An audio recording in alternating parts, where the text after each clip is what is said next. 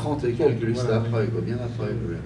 Mais la garde, la vieille garde, comme on dit chez Napoléon, c'est Richard Bessières et Jimmy Dieu, Vandel qui était déjà dans la maison, lui, et Margot Staten qui a été raccordé, parce que là, lui en sortait 2 par mois, donc là, ils étaient tranquilles, ils avaient pris une assurance sur la ville. Avec, le Fleuve Nord aurait pu continuer avec des Margot Staten. Pratiquement, ils sortaient un livre par mois, Margot Staten en sortait 2 par mois en Angleterre, donc ils étaient tranquilles. Là, ils avaient le staff, parce qu'après, Richard Bessières, après Croisière dans le temps, il y a un hiatus, comme on dit chez Sherlock Holmes, quand il saute des chutes de Reichenbach, il y a le grand hiatus, et là, il y a le grand hiatus, c'est-à-dire que le suivant, il est dans les numéros 30, c'est le dernier morceau de l'histoire du départ, quoi, des conquérants. Et Richard Bessières, donc, est parti de la collection momentanément. Je pense qu'il avait... Il a attaqué d'espionnage, F.H. Rib. Oh, mais je me demande bien si c'était pas à l'époque où il faisait ses romans historiques qui se passaient par la guerre de Sécession chez Martel. C'est exact, il a écrit Capitaine Tempête, voilà, c'est ça. Qui a été d'ailleurs en bande dessinée pendant 4 ans. Oui, absolument. À François, il a écrit donc Capitaine Tempête. Il a écrit Charlotte la guillotine et la guerre de sécession, à feu et à sang. Oui, comment il signait son pseudonyme? C'était... Keller. Non, c'est pas. Non. C'était un nom un peu en Martel, Léo Martel. Non, Martel, c'était l'éditeur. C'était André Martel, l'éditeur. Et Léo, c'est parce que c'était le prénom de mon beau-père qui s'appelait... attendez... Ça va me revenir, ça va remonter. Mais donc il y a eu un passage. En fait, c'est pas parce qu'il avait arrêté d'écrire, c'est parce qu'il a commencé. Jean-Michel a dressé une liste, donc voilà en fait. Ah ben alors, Jean-Michel va nous sauver. Mais non, c'est Jean-Michel. Les Conquérants de l'univers numéro 1, bien sûr, 51. À l'assaut du ciel numéro 2, 52. Et Retour du météore numéro 3, 52, qui était en fait un seul roman qui a été coupé en 3. Planète de Vagabond numéro 4, 52, qui a été fait rapidement dans les conditions que décrivait Mick. Alors là, il y a un gap, sauvetage fédéral, Croisière dans le temps, numéro 6. Voilà. Et ensuite, on passe au 37, sauvetage fédéral. Donc il y a un gap, visiblement, entre les romans qui étaient prêts à être édités, qui étaient plus ou moins finis ou bien avancés, et tout d'un coup, on saute 30 numéros avant de revoir... Mais là, c'est pas parce qu'il arrête d'écrire, c'est parce qu'il fait autre chose. Il fait dans le genre Robert Gaillard, notamment chez Martel, qui a été l'éditeur de Gaillard, et en fait, Martel, c'était un marché qui fonctionnait très bien, donc il a fait un break donc ailleurs. Le Capitaine Tempête, je crois qu'il a été réédité 4 fois. Et Charlotte la guillotine et l'amour, je crois qu'il a été édité 4-5 fois aussi, pareil. Et alors, je note, après le 37 fédéral, je note le prochain qui est le 55 SOS Terre, qui présente deux intérêts. C'est le premier Sidney Gordon. Donc là, vraiment, on est en train de boucler une immense, avec pas de pitié pour les Morlocks, on boucle une immense parenthèse qui nous fait remonter à 1955. Mais également, d'un point de vue stylistique et littéraire, SOS Terre, qui, de mon point de vue, est le premier Bessières moderne, où il s'est dégagé de l'influence, sans doute, de ce qu'il avait lu dans sa jeunesse, comme nous, on a lu Bob Moran étant jeune, etc. Les premiers romans étaient influencés en particulier par R.M. de Nizerolles, Marcel Triolet, qui avait écrit aussi des odyssées de jeunes Français dans le système solaire, etc. Et avec SOS Terre, je serais curieux d'ailleurs, parce qu'il y a une influence, je dirais presque américaine dans SOS Terre, comme si Richard avait pris entre-temps connaissance des romans de la série noire de Gallimard, des romans de Raymond Chandler, parce que le héros, à l'origine, Sidney Gordon n'est pas un personnage humoristique. Quand on lit SOS Terre, il y a une histoire de science-fiction, bien sûr, avec les Atlantes qui essayent d'envahir la Terre, etc. Mais à la base, c'est un roman qui, finalement, à quelque chose près, s'il n'y avait pas l'argument science-fiction, c'est un roman qui se rapprocherait plus de Peter Cheney, par exemple, le journaliste, le tough guy. À l'époque, il n'est pas encore marié à Margaret. C'est quelqu'un qui a son verre de Bourbon. Enfin, vous voyez, la première itération de Sidney Gordon est un personnage qui n'aurait pas été... je ne sais pas qui publiait Peter Cheney à l'époque en France. C'était les presses de la Cité. Donc c'était les presses de la Cité, mais ils n'avaient pas racheté à cette époque-là encore le Fleuve Nord. Oui. Mais c'était les concurrents, ils se connaissaient très bien. Nielsen et De Caro se connaissaient très bien. La question qui est intéressante, c'est comment Richard est passé de la science-fiction, qui était en fait la science-fiction française d'avant-guerre, un peu, la science-fiction de Denise Leroll, etc., à tout d'un coup un style qui est extrêmement moderne et contemporain. C'est-à-dire que là, il est en plein dans l'écriture des années 50. En fait. D'ailleurs, je veux dire, dans la science-fiction française, il était unique à l'époque. Les gens qui faisaient, des gens comme Maurice Lima ou Jimmy Gueux, avaient une approche qui était encore héritée de la science-fiction française d'avant-guerre, n'est-ce pas Oui, surtout Maurice Lima, qui lui était un acteur de Ferenczi. Mais ce que je veux dire, c'est que tu lis les romans de Jimmy ou de Maurice Lima de l'époque, c'est des romans qui auraient été publiés chez Ferenczi, par exemple. C'est dans la lignée de Jean de La Hire, enfin, etc. Alors que tu lis les romans de Richard Bessières, comme SOS Terre, etc., c'est des romans qui sont extrêmement modernes, enfin, qui ont du punch, écrit avec beaucoup de oui, c'est le style série noire. C'est le style série noire. Et ça, c'est intéressant parce que c'est vraiment novateur dans la collection par rapport aux ouvrages qui l'entourent. C'est même pas de tradition vernienne, en fait, c'est plus une tradition américaine. Mais en même temps, même aux États-Unis, il n'y a pas vraiment de science-fiction comme ça. C'est pas le genre de science-fiction que Campbell publiait à la même époque dans Amazing. Tu vois, il n'y avait pas de héros qui étaient des... Non, c'est ce côté dur à cuire, oui. Voilà. Journaliste. Oui, manifestement, il lisait pas mal de... Il devait lire du polar, ouais, certainement. En dehors de la science-fiction, parce qu'il y a un hybride polar-SF qui fait vraiment, de cette partie de son œuvre, quelque chose de vraiment unique. On retrouve, il y avait un bouquin, je ne me rappelle plus lequel, qui utilise le thème des hommes en noir aussi d'ailleurs à l'époque. C'était peut-être Feu du ciel, je crois, je ne sais plus. Peut-être hérité de Planète aussi, s'il disait Planète. Oui, c'est Planète. Après, il y en a qui se... Oui. La guerre des dieux, par exemple, commence directement sur la civilisation Mosman. Oui. Donc il n'est pas a priori à aller chercher. Madame de Messières, qu'est-ce que lisait, enfin, en dehors de... quel genre de film ou d'autres livres que lisait M. Messières? En dehors de la science-fiction. Oui, bien sûr. Même en science-fiction, je me suis arrivé de lire d'autres livres. Non, science-fiction, non. Non, pas du tout. Mais alors, par contre, toute l'histoire ancienne, c'était un... Il adorait toutes les civilisations disparues, les Atlantes, les Mayas, la mythologie grecque, égyptienne. C'était un fou d'histoire. Voilà, d'ailleurs, il a écrit quelques livres sur l'histoire. Il adorait, il a même, à une époque, il a été maître de conférences et il avait écrit une conférence sur l'Égypte ancienne. Voilà, ensuite il a écrit un livre, il s'est intéressé à l'histoire du catharisme et à l'histoire templière, toute l'histoire des Templiers. Il en a fait d'ailleurs en collaboration avec moi-même. Nous avons écrit un livre sur les cathars et Templiers. Et nous avons, pendant 10 ans, à travers la France et les pays de langue française, donné une conférence sur les cathars et Templiers à raison de 500 conférences par an. Il a été demandé partout.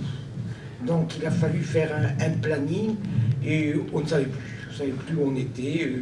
Donc il a arrêté, je crois, peut-être 7 ans à écrire et il s'est donné entièrement, il s'est donné complètement à cette conférence sur les cathars et Templiers sur l'Égypte ancienne. Je vous dis 500 conférences par an. Des fois il y avait une pour le matin pour les écoles et après c'était 14h, 17h et 20h30. Il fallait rajouter des chaises, on lui demandait, il fallait rajouter des chaises, on enlevait les chaises des baffles, je me rappelle, et puis, parce que les gens faisaient la queue, et puis un jour, à Besançon, le patron vient me voir, et puis il me dit, Madame Bessières, vous savez, la conférence de 8h30, regardez, dehors, c'est archi complet, votre conférence sur les cathars et Templiers, demandez à M. Blissière si à 10h30, il ne pourrait pas en donner une autre. Je vais le voir, je lui dis, chérie, tu te sens capable de donner Qatar et Templiers, la 4e, hein? Donc 2h30, 5h, 20h30. Si tu te sens capable de donner une autre conférence sur les Qatar et Templiers, il m'a dit, j'y suis, allez, allons-y.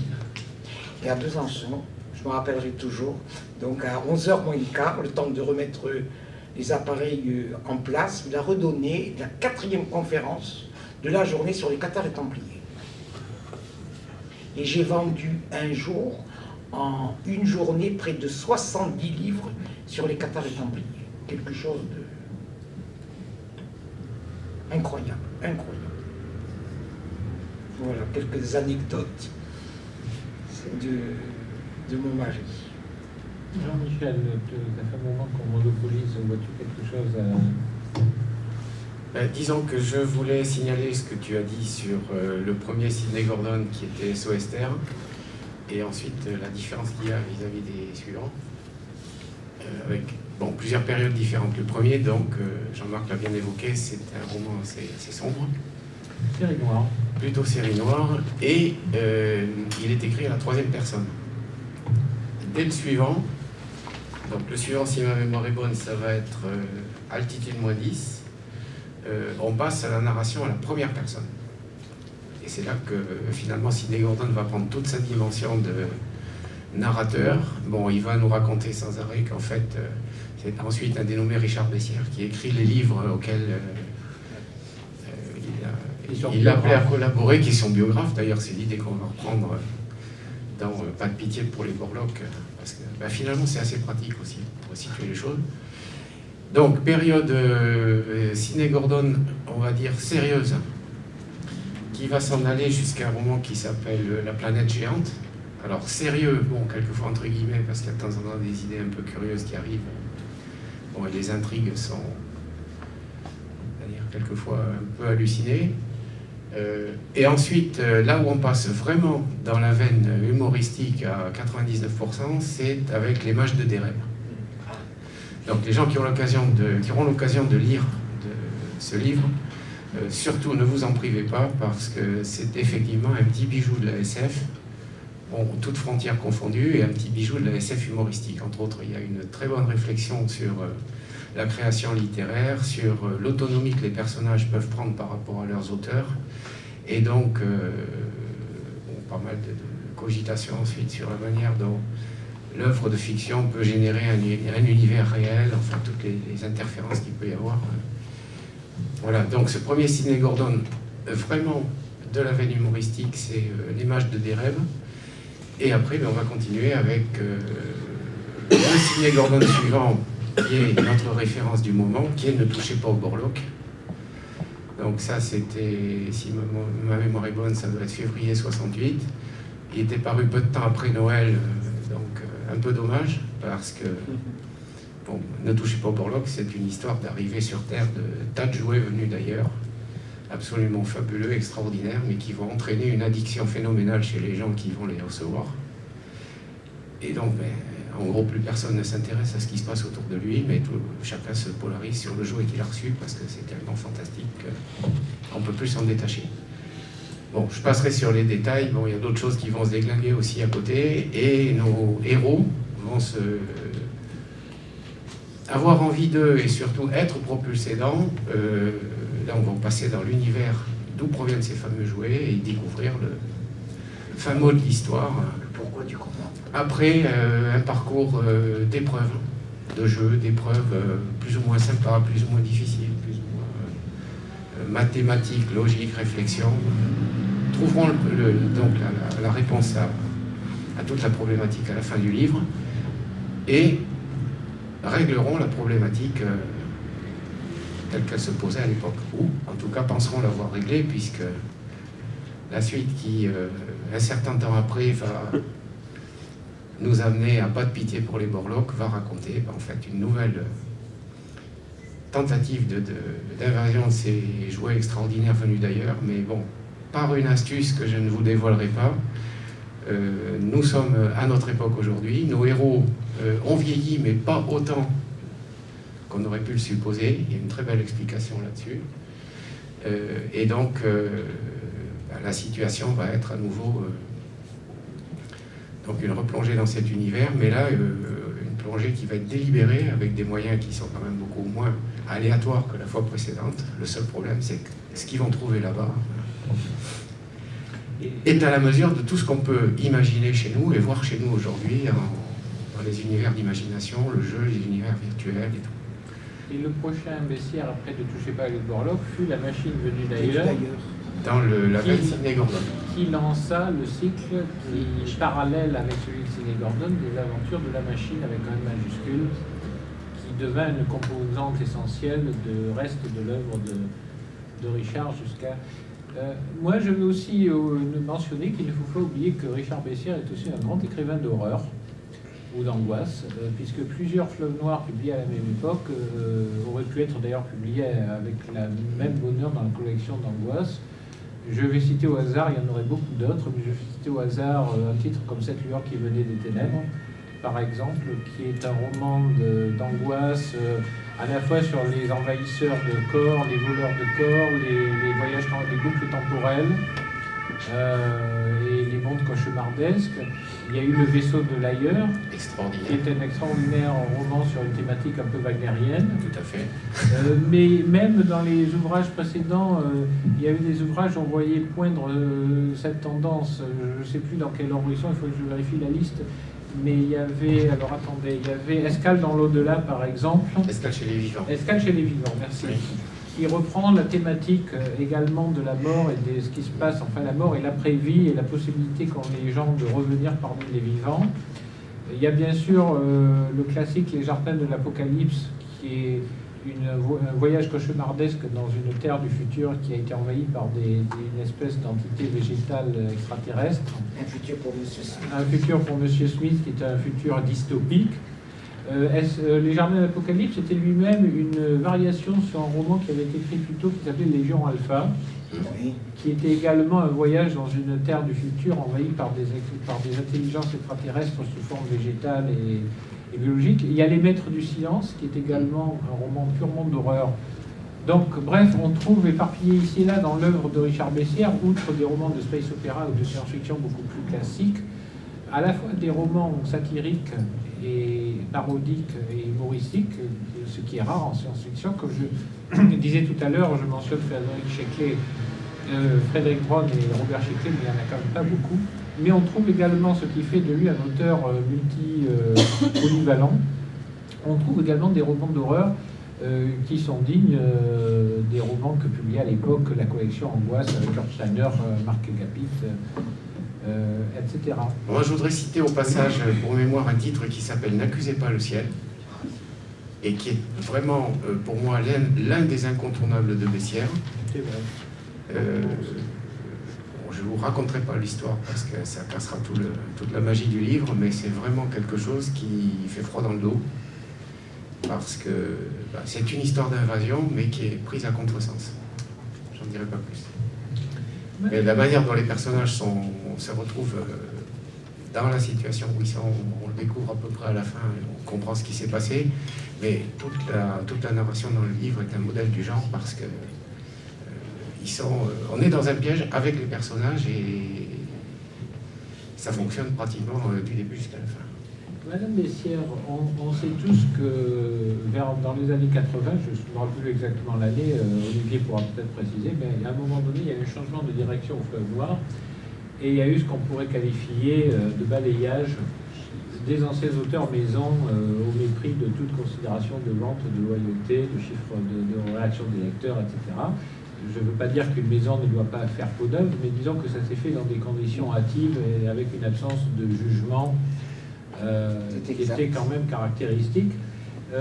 On connaît tous la version, en quelque sorte, on connaît tous les faits, au sens où on sait ce qui s'est passé, mais comment Richard a-t-il vécu sans vouloir être le genre de personne qui s'arrête au bord des autoroutes pour regarder les accidents? Mal. Comment Richard a-t-il vécu cela? Très mal. Parce qu'il n'a pas accepté de la part de Madame Catherine Sauvage de faire entrer dans la collection Anticipation, comment dirais-je, de mélanger la science-fiction et politiser la science-fiction. Mon mari n'a jamais voulu mélanger la science à la politique. Donc il a voulu rester, comme il a toujours fait, comme il a toujours écrit, de la science-fiction. Il n'a jamais voulu politiser, c'était pas son but. Et il est monté donc à Paris voir Madame Sauvage. Et à cette époque-là, qui rentrait dans la maison, Blanc, Olivier. Il n'était pas rentré, mais disons qu'il les avait Bon. lus. Il était influent. Oui, Voilà, c'était Andrevon. une mode. Oui, ah bah oui. Andrevon, oui, c'était exact. Mais en plus, qui c'est qu'il y avait, enfin, qu'il y en avait encore 3 ou 4, qui avaient influencé d'ailleurs la direction de Fleuve Noir. Et donc il est monté à Paris, et puis une parole malheureuse de Madame Sauvage, mon mari a demandé à résilier son contrat. On lui a demandé de rester, et il a dit non, j'arrête. D'abord, j'ai écrit 101 livres, je pense en avoir dit suffisamment, j'arrête. Donc il a arrêté et il s'est, il a voulu tourner la page, voilà. Et il s'est dirigé vers d'autres maisons d'édition. Il est arrivé jusqu'à 9 maisons d'édition où il a écrit donc sur les civilisations disparues, sur la parapsychologie, et il a dû écrire à peu près une centaine de bouquins à peu près dans la parapsychologie, dans les civilisations disparues. On lui demandait même, Monsieur Bessière, vous êtes capable de m'écrire ça? Oui, puis il écrit à la demande. Et il y avait une réédition aux éditions du Triangle également. L'édition Le Triangle, exact, a pris une bonne partie de ces bouquins. Et moi-même, j'ai eu envie de monter ma propre édition. Et j'ai monté Astratum, une édition. Mon mari m'a dit on va prendre un astre et un atome. Et on a monté l'édition Astratum. Mais ça me demandait 10 heures par jour de travail. D'un côté, c'était très bien parce que j'avais à ma portée donc l'écrivain. Il y avait 101 bouquins à éditer. Donc là, de ce côté-là, tout allait très bien. Mais ça m'a demandé 10 heures de travail par jour. Puis, il arrive un moment où c'était trop. J'avais fait une étude